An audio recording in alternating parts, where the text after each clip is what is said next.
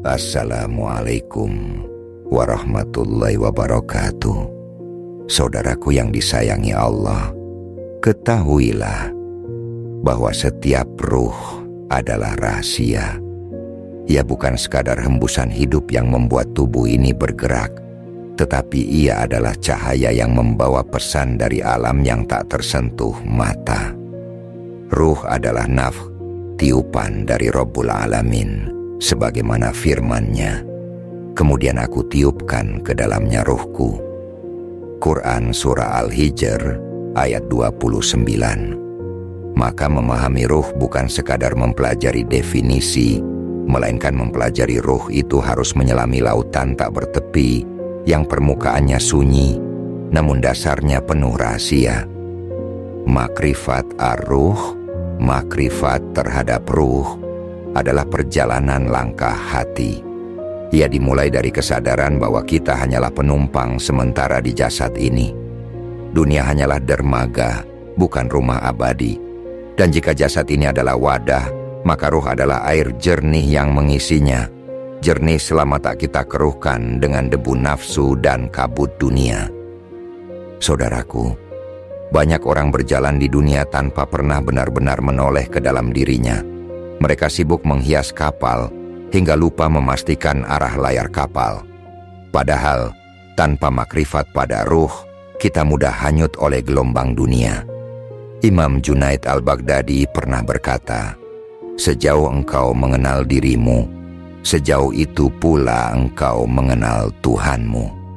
Inilah simpulnya, bahwa mengenal ruh adalah mengenal zat yang meniupkannya. Namun, perjalanan mengenal ruh seringkali tertutup oleh lapisan ego, kesibukan duniawi, dan cinta pada dunia yang berlebihan. Dan setiap lapisan itu adalah kabut yang menutupi cahaya fitrah ruhaniyah.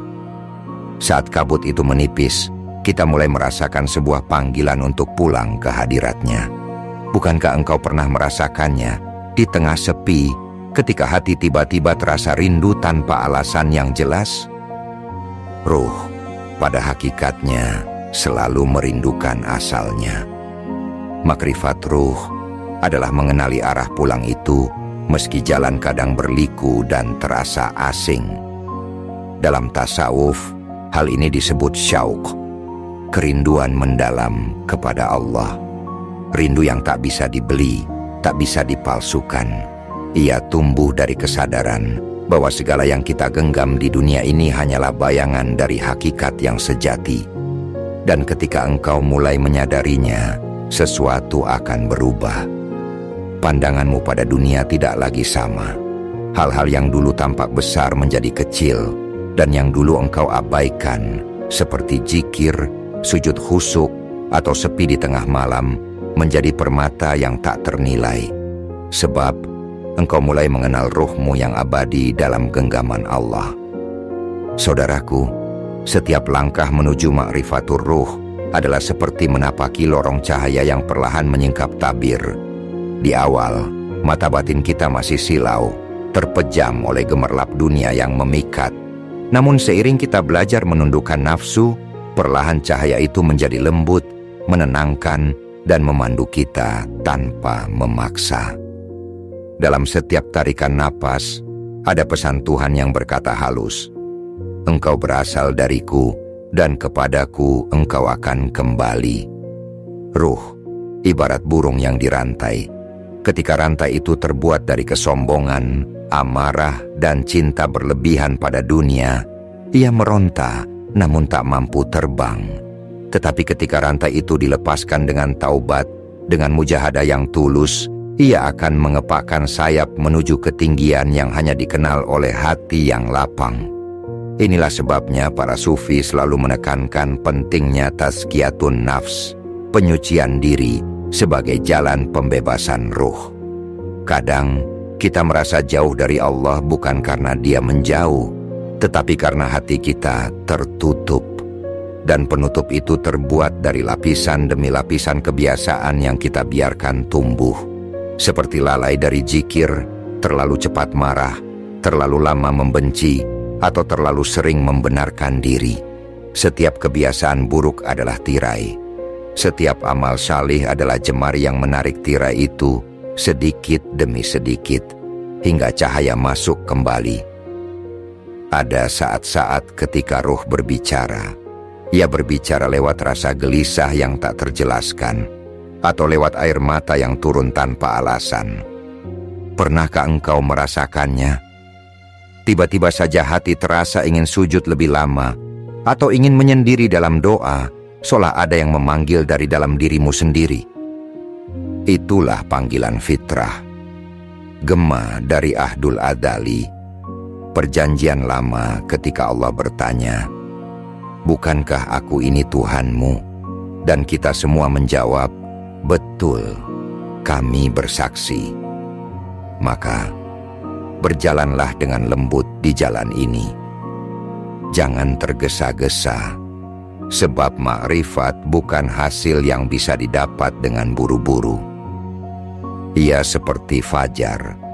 Ia tidak datang karena kita memaksanya, tetapi karena waktu sudah tiba dan tabir malam mulai tipis. Yang bisa kita lakukan adalah menjaga hati tetap terjaga, agar saat cahaya itu datang, kita tidak tertidur. Dan ketika cahaya itu benar-benar menyapa, engkau akan merasakan apa yang disebut para arif sebagai sakinah, ketenangan yang tidak bergantung pada keadaan, dan kebahagiaan yang tidak memerlukan alasan. Saudaraku, ketika kita berbicara tentang makrifatar ruh, kita sesungguhnya sedang memasuki wilayah yang tak lagi diukur dengan logika semata. Ini adalah taman sunyi di mana bahasa menjadi jembatan. Disinilah dua konsep agung dalam tasawuf menghampar, fana dan bako.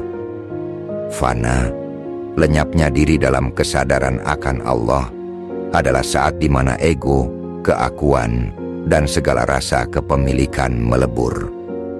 Seperti tetes embun yang larut dalam samudra, ruh tidak lagi merasa terpisah dari sumbernya.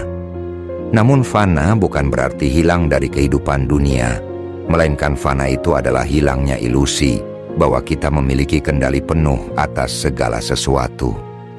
Orang yang mencapai fana masih berjalan di bumi, namun hatinya telah pulang kepada Robnya. Lalu, dari fana, lahirlah bako, keabadian bersama Allah. Jika fana adalah tenggelam, maka bako adalah hidup kembali dengan kesadaran baru.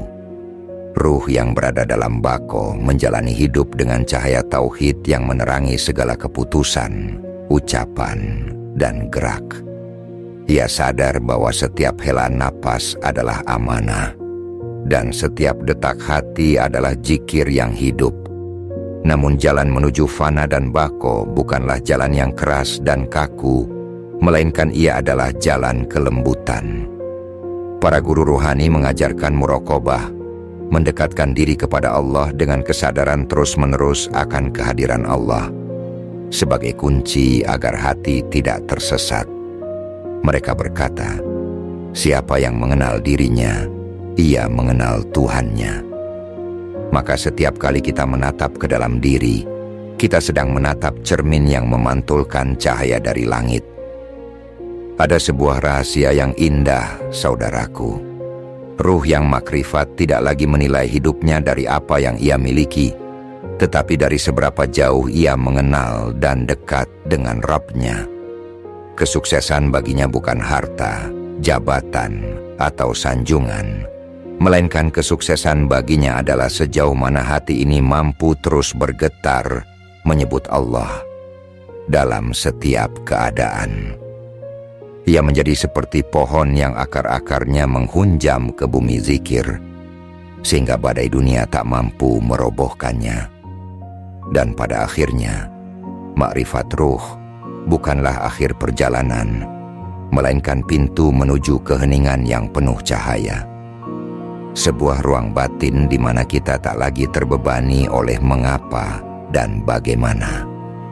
Di sanalah kita belajar bahwa pulang dengan kesadaran bahwa kita tak pernah benar-benar jauh darinya. Saudaraku, Menjaga hati agar tetap berada di jalan makrifat, itu seperti menjaga api lilin di tengah angin. Cahaya itu mudah padam bila kita lengah, namun akan terus menyala bila kita melindunginya dengan kesadaran. Dunia ini tidak pernah sepi dari ujian, dan justru disitulah letak latihan rohani kita. Pertama, hati wajib dijaga melalui zikir, melalui ingatan yang hadir di seluruh rasa. Setiap kali engkau mengucap subhanallah, biarkan hatimu menyadari betapa segala sesuatu sempurna dalam genggamannya. Setiap alhamdulillah, biarkan rohmu sujud syukur atas napas yang masih diizinkan mengalir. Dan setiap Allahu Akbar, biarkan dirimu mengakui bahwa tiada yang lebih agung dari Dia, sehingga dunia pun mengecil di mata batinmu. Kedua, kita dianjurkan untuk menjaga kholwah, menyendiri bersama Allah, walau hanya sejenak di sela kesibukan. Dalam kholwah, kita melepaskan semua peran, semua topeng, dan menjadi hamba murni di hadapannya. Sufi besar Ibrahim bin Adham pernah berkata, jika engkau ingin mendengar suara hatimu, jauhilah hiruk-pikuk yang meredamnya. Kholwah bukan berarti meninggalkan dunia sepenuhnya, melainkan kholwah itu menciptakan ruang sunyi di tengah keramaian dunia. Ketiga, hati harus dilatih dengan muraqabah, mendekatkan diri kepada Allah dengan kesadaran bahwa Allah selalu hadir dan melihat. Kesadaran ini adalah benteng yang membuat kita malu berbuat dosa, meski tak ada manusia yang menyaksikan. Muraqabah juga melahirkan rasa tentram, sebab kita tahu tidak ada satu pun detik yang kita lalui tanpa penjagaannya. Namun ada satu rahasia lembut yang sering dilupakan. Hati akan tetap di jalan makrifat bila ia mencintai. Cinta yang dimaksud adalah mahabbah ilahiyah, cinta yang mengalir karena pengakuan bahwa Allah adalah sumber segala keindahan. Ketika hati mencintainya dengan cinta yang murni, setiap perintah menjadi ringan, setiap larangan menjadi jelas, dan setiap ujian menjadi jalan pulang. Dan mungkin disinilah letak keindahan terbesar makrifat ruh.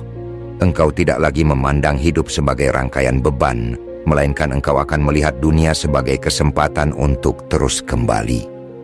Kembali dalam sujud, kembali dalam zikir, kembali dalam setiap denyut rasa yang berbisik, aku rindu padamu, ya Rabb.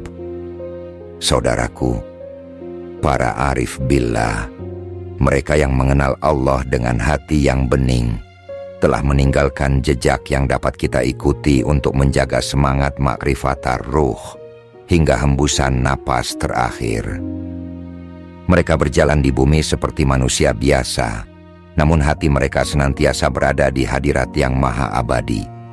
Yang pertama, mereka memelihara cahaya itu dengan istiqomah dalam ibadah, bukan sekadar ketika hati sedang lapang. Mereka menjaga istiqomah bahkan di saat-saat ketika rasa malas, lelah, atau ujian datang bertubi-tubi.